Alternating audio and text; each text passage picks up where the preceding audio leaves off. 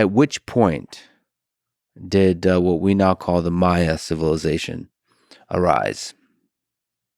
That's another complicated one, another group living mostly in a jungle that we have barely begun to explore. The truth is, a lot of the questions in the Amazon and what we're talking about now is the Peten and the mountains there.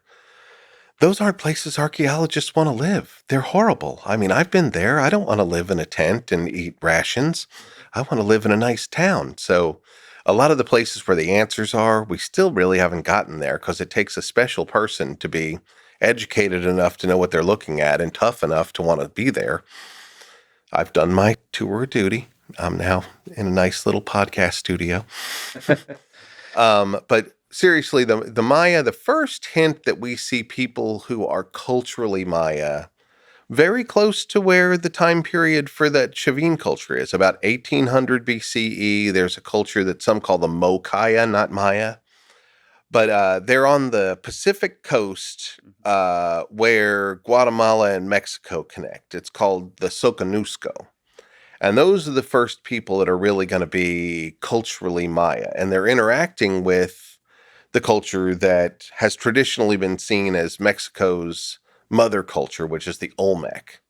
They're kind of the same thing as we were talking about in South America, where the Maya, the original Maya, there's not a whole lot to indicate that they have a religion.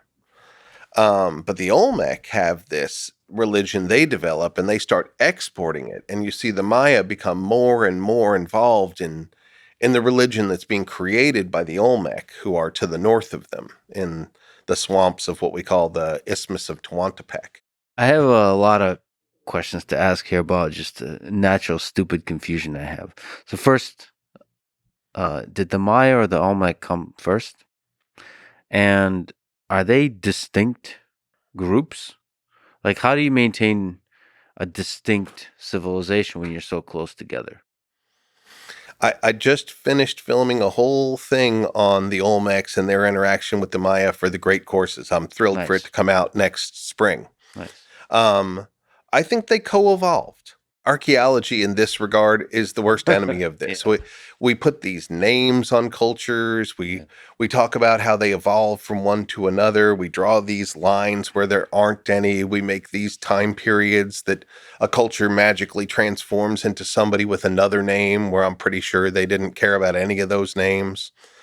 But the Maya and the Olmec are two parts of a larger interaction sphere that's happening in Mesoamerica, a very dynamic time. The Olmec are really bringing the religion part, but the other areas are bringing technology, ceramic technology, making hematite mirrors, making tools out of obsidian and other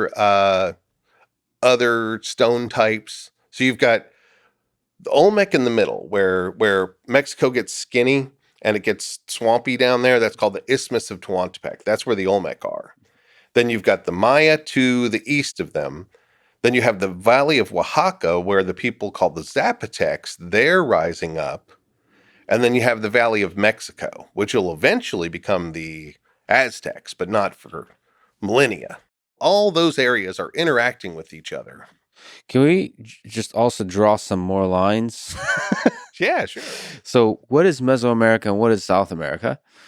And what you just said, the Olmecs and the Maya, like, can we just linger on the geography that we're talking about here in the, what is this, like 1000 BC?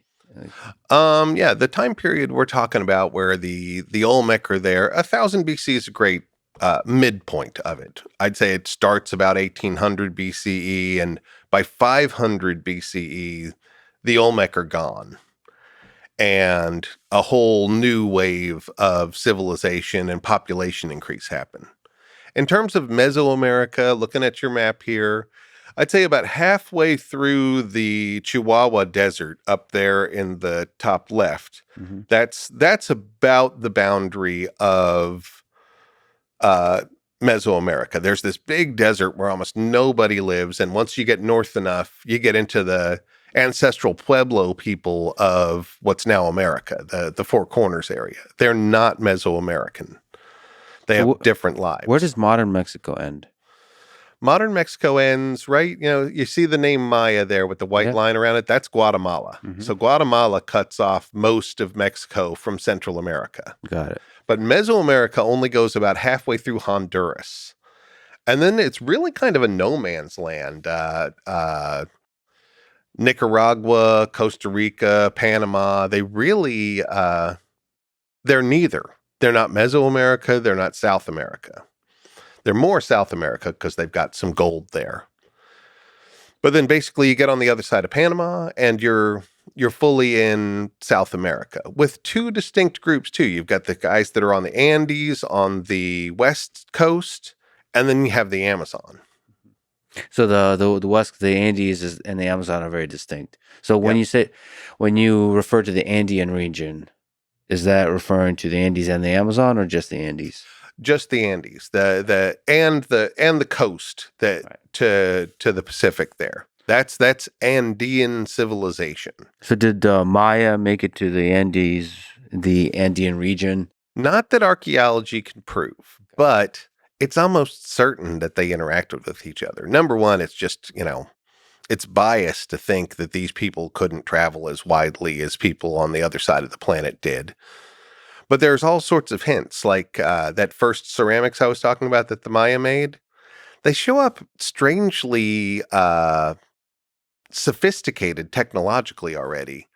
And down in Ecuador, they had them for 1,000 years before. So a lot of people, myself included, think that the idea of ceramics actually came from South America to the Maya.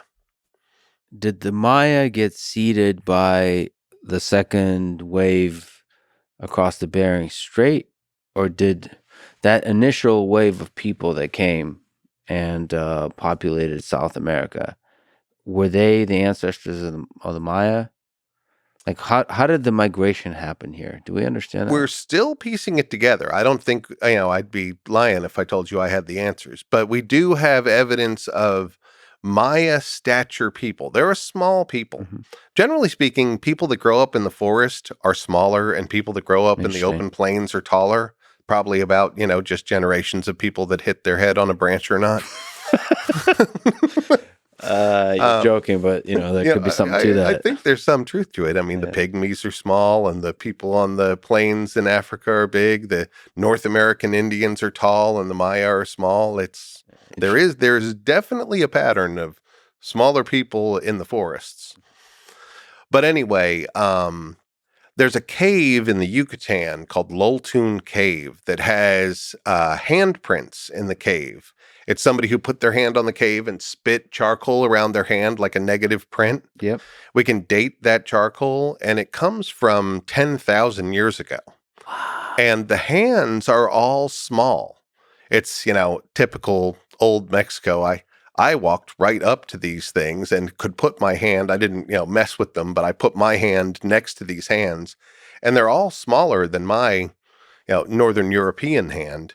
And so either it was a bunch of kids who were in this cave 10,000 years ago, or it was people of Maya stature who did it. It's so cool that you can date the charcoal. And it's so cool that 10,000 years ago, there were people leaving. And actually, we have one that's, I think, 2,000 years older now. Just a couple years ago, again in Yucatan, in a cave, they found a woman they named Naya now. And she's like 12,000 years old. So the best guess maybe that you have is it goes across the Bering Strait to South America, possibly the Amazon, develop a lot of cool ideas in the Amazon, and start drifting back up into Mesoamerica. It was kind of a coevolution. The technology of ceramics, I think, got there through an interaction with. See, the interesting thing is that the Maya didn't really have religion, didn't have as a vibrant religious set of ideas, and they borrowed it from the Olmec. I've been doing a deep dive on this for this Olmec course that I just did, and it really does seem like these other cultures that have jade and hematite and obsidian, the Olmec had none of that stuff. They were living in a swamp and building things out of dirt. But they were importing those materials from those areas, carving them into all sorts of religious iconography, and then exporting them back to them. And still the Fang deity show up there? No, the Fang deity's nowhere in Central America and Mesoamerica. That's why there's jaguars, there's jaguar iconography, but it's not the same thing. This whole jaguar transformer deity does not exist there. They do have a pantheon.